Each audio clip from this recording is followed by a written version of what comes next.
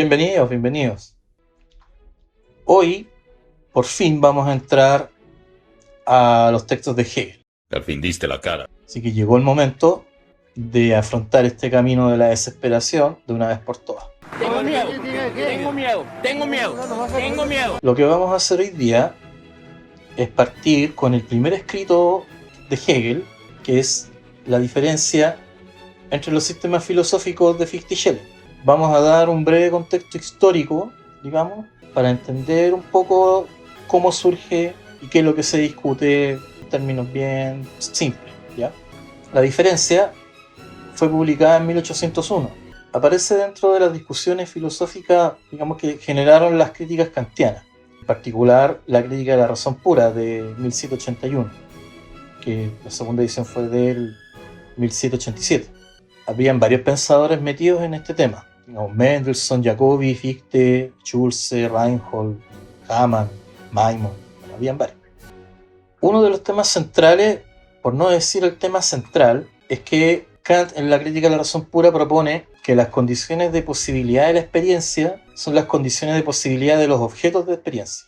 Fichte, en los fundamentos de la doctrina de la ciencia, va a proponer el yo igual yo, o el yo absoluto, como principio, que permita deducir tanto las formas a priori de la sensibilidad como las categorías kantianas, pero sin desesperarse, porque esto lo vamos a ver hoy día. ¡Tengo miedo! Un breve paréntesis con respecto a las ediciones. Yo estoy usando la de María del Carmen Paredes, que está publicada en Gredos, que este es el tomo segundo de las obras de Hegel. Por si no encuentran ese texto, hay una traducción más reciente, que es la de David Sapero, que está por Prometeo, que es este. Cualquiera de los dos les sirve. Esta filosofía kantiana dio mucho a qué discutir. Mucha gente se plegó, se puso en contra, se hicieron varios textos, varias declaraciones. Mientras tanto, Kant mantenía silencio. El tema está en que en 1799 Kant ataca a Fichte con una declaración. La verdad que Kant no tenía manera alguna de detener el desarrollo de estos idealistas o de estas ideas, más que nada porque su filosofía abría esos flancos. También hay que considerar, aparte de esta declaración de Kant, que es un poco arrogante, hay que también recordar que Kant, cuando publicó la primera crítica, surgieron varias dudas. No toda la gente la comprendió bien, y eso dio a varias interpretaciones, a pesar de que Kant mismo, en la crítica de la razón pura, él va explicitando los conceptos. Entonces Kant lo que hizo fue publicar un texto, resumen un poco más, digamos, amigable, que son los famosos prolegómenos a toda metafísica futura. Reparemos en que dice a toda metafísica futura. Kant parece que creyó que había dado con una filosofía última, y que no cabía hacerle modificaciones alguna. Bueno, eso es lo que le critica a Fichte. Por supuesto, Fichte siguió con su cuento. ¿En serio qué he hecho yo para ganarme este desprecio? Schelling tiene una preocupación y un interés en las ciencias naturales. Entonces se va a salir un poco de este esquema kantiano trascendental y va a promover la naturfilosofía, la filosofía de la naturaleza. Va a sacar un texto que se llama Ideas para una filosofía de la naturaleza en 1797. El caso es que a Fichte, en 1799, lo acusan de ateísmo, y Schelling hereda su cátedra en la Universidad de Jena. En 1800 publica el Sistema de Idealismo Trascendental, que también está en Gredos. Ese mismo año Hegel llega a Jena para entrar a la escena filosófica. Luego Schelling va a llamar a Hegel a la universidad, y en ese año Hegel escribe la Constitución de Alemania, presenta su tesis de habilitación sobre la órbita de los planetas y publica este texto, La diferencia. Ahora bien, ¿quién es Kant? Digamos, ¿por qué se discutía tanto el trabajo de Kant? Kant, como filósofo, se volvió la cabeza del movimiento que hoy entendemos como idealismo alemán, especialmente con lo que hizo él con sus tres críticas: crítica de la razón pura, la práctica y la del juicio. Como dijimos, el proyecto kantiano fue reconocido como revolucionario apenas salió, y el mismo Kant, en otro gesto quizá un poco como arrogancia, lo sostuvo en el prefacio de la segunda edición de su crítica. Había hecho esta famosa revolución copernicana, que de todas maneras hay un mérito en ello. ¿A qué te digo que no, sí? Pero ¿qué es lo que implica esto de Kant? tenemos que quizá volver un poco a lo que hemos hablado antes para contextualizarlo, añadiendo algunas cosas, eso sí. No, ya no quiero. Pero Lucho, estamos para acá para ayudar. No quiero.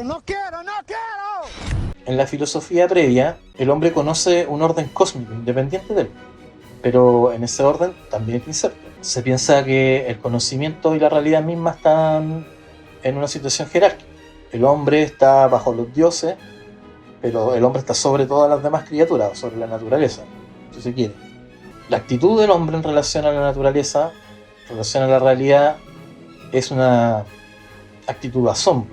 Y el hombre simplemente observa. Digamos, la filosofía es una contemplación pasiva, o la conciencia está subordinada al ser.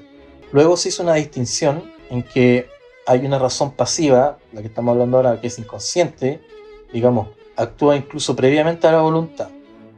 Eso los medievales lo llamaron intuición intelectual, o intelectus. Y la razón discursiva, la razón activa, se llamó ratio, o simplemente razón. Al menos desde Aristóteles, la metafísica es la consideración racional del ente en cuanto ente, y el conocimiento del ente supremo.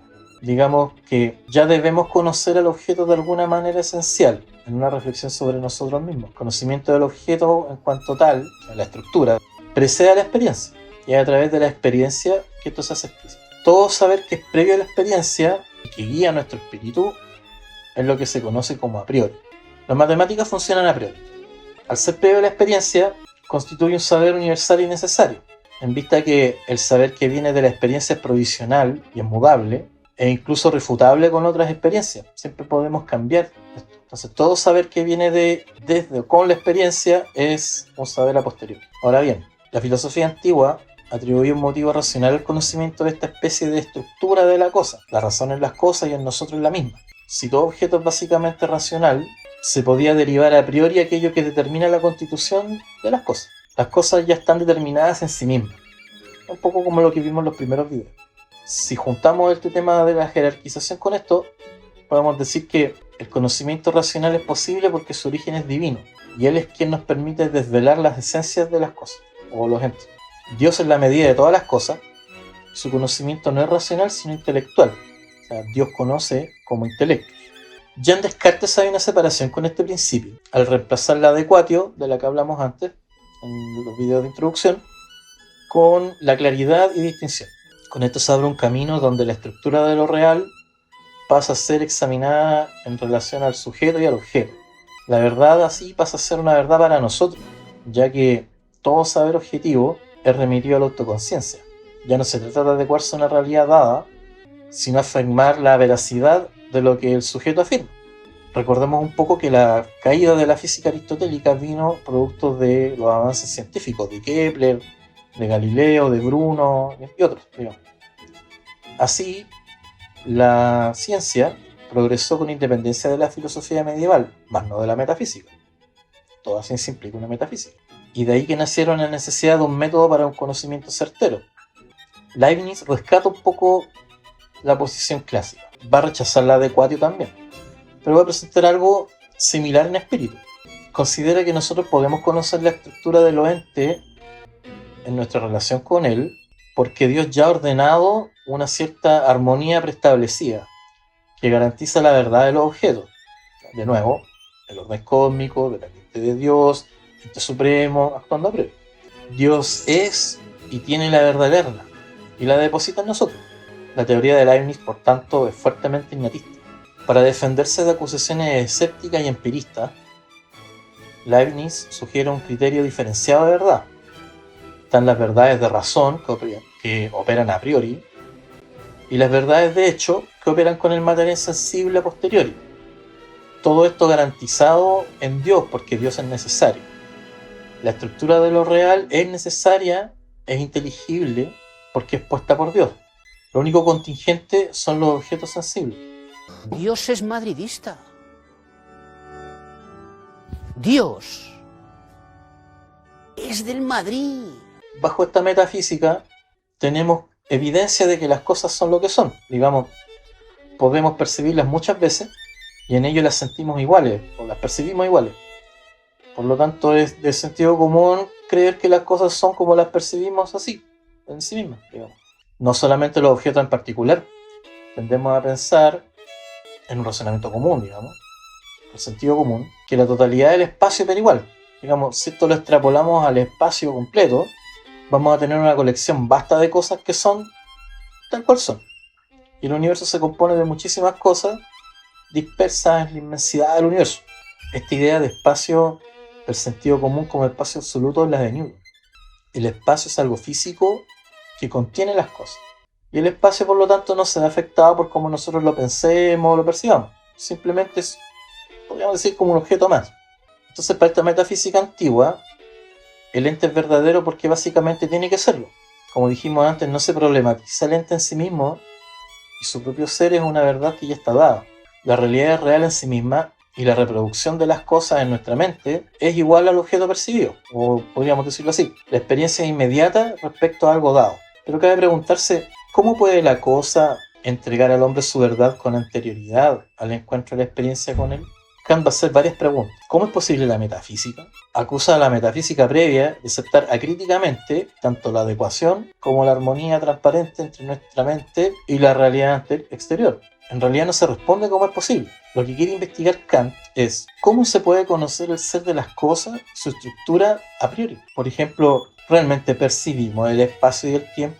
Para dilucidar estas preguntas y otras, Kant emprende la crítica de la razón pura. Kant va a rechazar la intuición intelectual en la primera crítica. Si por el contrario entendemos por noúmeno el objeto de una intuición no sensible, entonces suponemos una clase especial de intuición, a saber, la intelectual. Pero esta clase no es la nuestra. Ni siquiera podemos entender su posibilidad. Bueno, con la intelecto fuera nos queda la ratio. Si lo abordamos desde el punto de vista del conocimiento, y si el conocimiento a posteriori es contingente y el a priori es universal y necesario, si nosotros quisiéramos tener conocimiento verdadero, debiéramos tender a considerar más lo a priori. El problema es que precisamente por ser algo previo a la experiencia, es que no nos da ningún conocimiento nuevo. Todo dato nuevo proviene de la experiencia.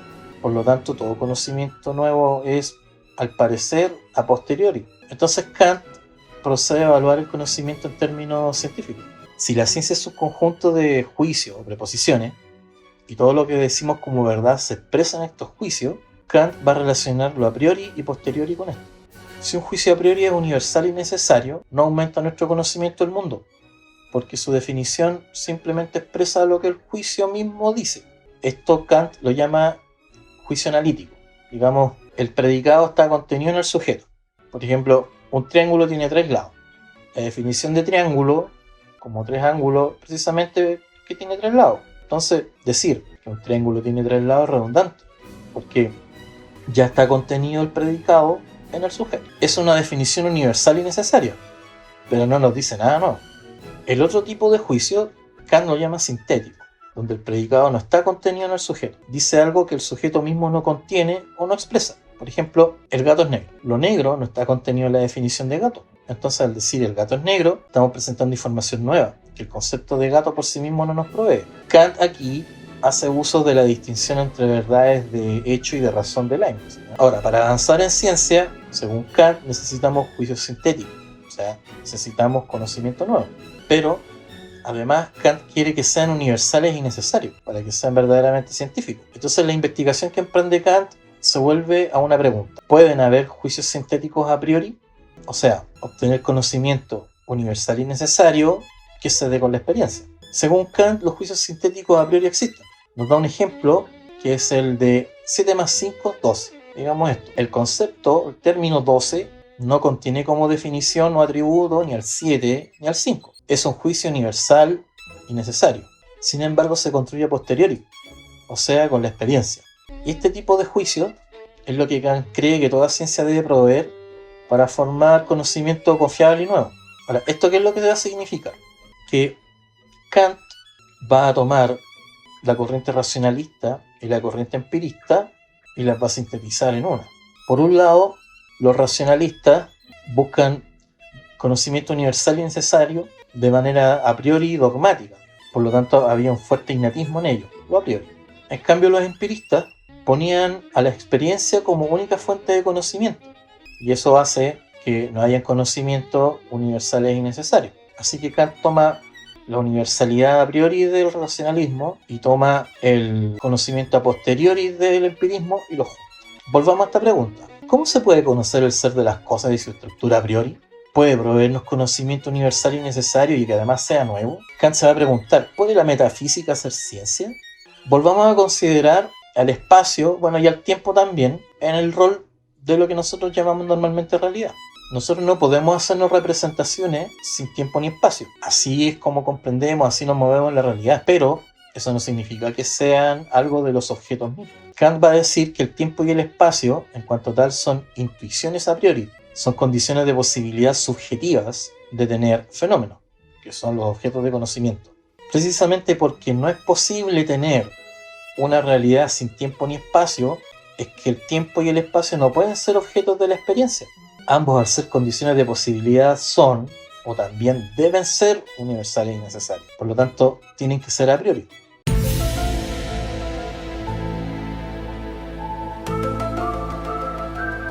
El tiempo y el espacio no pueden ser a posteriori porque serían contingentes. Por ejemplo, podemos pensar en un espacio vacío o en un tiempo sin fenómeno, pero no podemos pensar sin el tiempo ni el espacio en cuanto tales. Nosotros no los podemos suprimir. Queriendo acercarnos un poco a Hegel, podemos decir que son funciones, o mejor, actividades de la razón.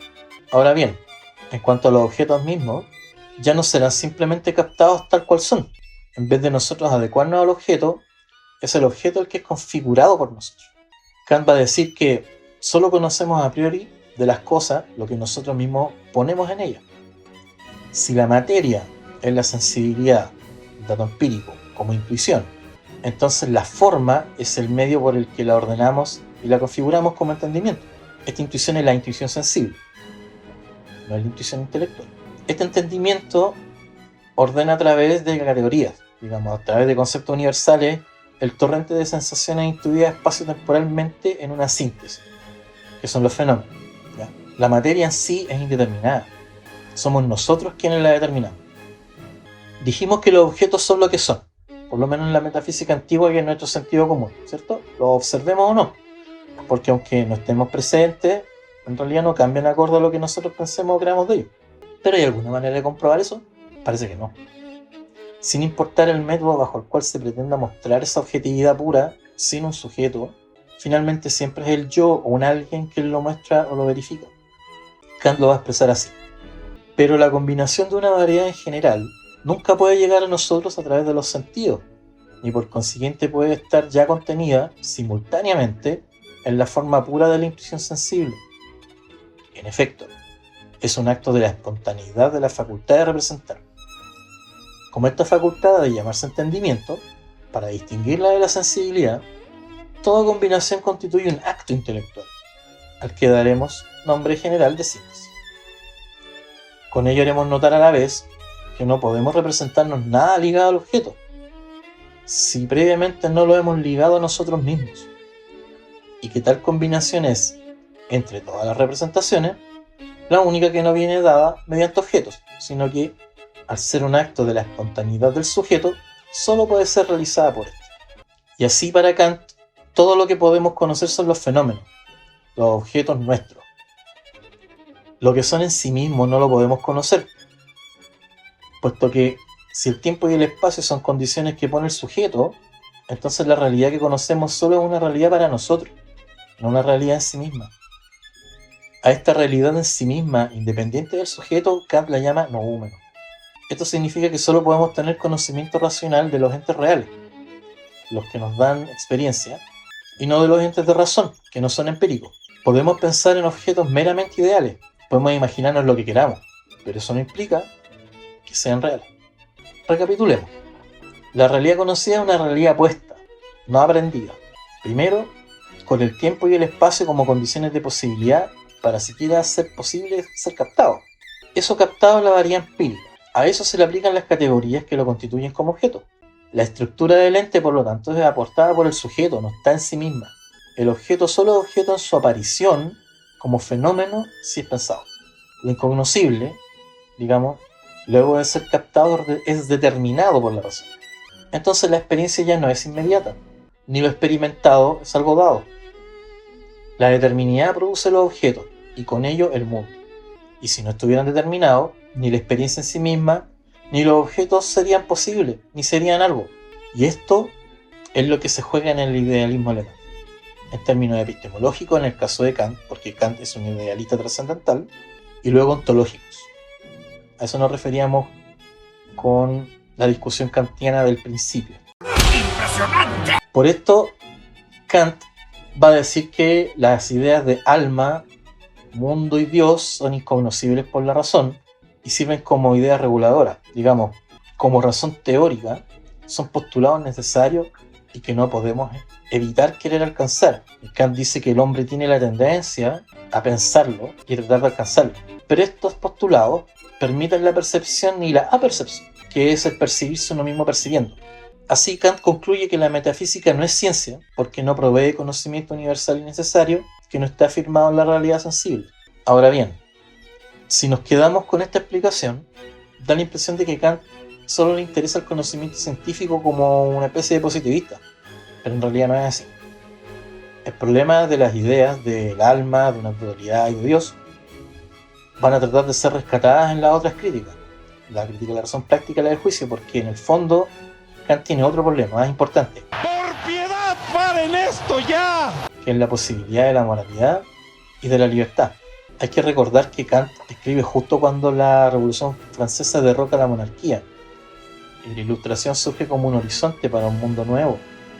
Entonces las reflexiones en torno a la sociedad, el poder y la moral se hacen bastante importantes. Hume fue el primero en plantear que aunque las sociedades antiguas pudieron haberse congregado por acuerdo, incluso por bien común, esa situación ya no corresponde con los tiempos modernos. Ningún gobierno realmente pide consentimiento alguno para actuar como lo hace, y su legitimidad solo se da porque la gente individual, egoístamente, decide seguir las reglas, porque no hacerlo implicaría la desaparición del orden y la seguridad general. Así, la gente acepta sus obligaciones que permiten el intercambio de bienes, por ejemplo, la garantía de poseerlo, la garantía de defender las cosas, y bajo esa perspectiva, Hume tiende a considerar de que la gente es relativamente razonable. La razón práctica de Hume, si es que cabe hablar de alguna, que la razón es esclava de la voluntad, conjunto con la crítica de la causalidad que hace Hume, donde no hay nada realmente universal y necesario, entonces, al ser la causalidad una mera inferencia, no hay manera de demostrar que hayan este tipo de leyes, y esto se puede aplicar a las leyes morales. De hecho, eso es lo que Kant quiere evitar, porque si Hume está en lo cierto, no hay principios morales a priori, por lo tanto las sociedades son lo que son y se comporta por mera conveniencia. Lo que Kant quiere evitar es un poco lo que Dostoyevsky iba a decir: sin Dios todo está permitido. Por esto es que Kant va a proponer un concepto de libertad como autodeterminación. La libertad del hacer lo que uno quiere, por ejemplo, o la ausencia de ley, es ser uno mismo esclavo de las pasiones. Ser esclavo, por ejemplo, del cuerpo. Solo ser libre si la razón triunfa sobre las pasiones, actuando bajo una ley, pero con la condición de que esta ley sea impuesta por uno mismo. Así la razón vence las pasiones, pero no un mero modo de reprimir impulsos, sino que es uno mismo que se ejerce como razón. El alma no es algo natural, no es una cosa pensante, como en Descartes, sino que es un principio suprasensible. Digamos así, en la naturaleza operan leyes universales y necesarias deterministas, que son comunes a todos los objetos. Por eso la naturaleza no es libre. Pero como nuestra alma no es objeto, solo tiene por ley la que se da a sí misma, la que asumimos de manera libre. Esta ley moral también operaría como una práctica sintética a priori. Son postulados universales y necesarios, pero no son analíticos, que se dan con la experiencia, y es el vivir que los alimenta. Entonces, lo que Kant investiga en la crítica de la razón práctica es que si podemos, digamos, tener juicios sintéticos a priori morales, entonces debemos actuar de acuerdo con él. Podríamos resumir la perspectiva de la crítica de la razón pura y la práctica: dos cosas llenan el ánimo de admiración y veneración siempre nuevas y crecientes. Cuán mayor es la frecuencia y persistencia con la que reflexionamos en ella: el cielo estrellado sobre mí y la ley moral dentro de mí. Dije que íbamos a entrar al texto de Hegel y al parecer no lo vamos a hacer el día, pero... No me salgas con mentiras, Rogers, lo sabías. Ya estamos ahí, estamos en la puerta y ahora vamos a dar finalmente el paso hacia el sistema hegeliano. Muchas gracias y nos vemos. Eres un mentiroso compulsivo, te crees tus propias mentiras, pero si tuvieras lo que hay que tener, no saldrías a la calle de la vergüenza que te tenía que dar.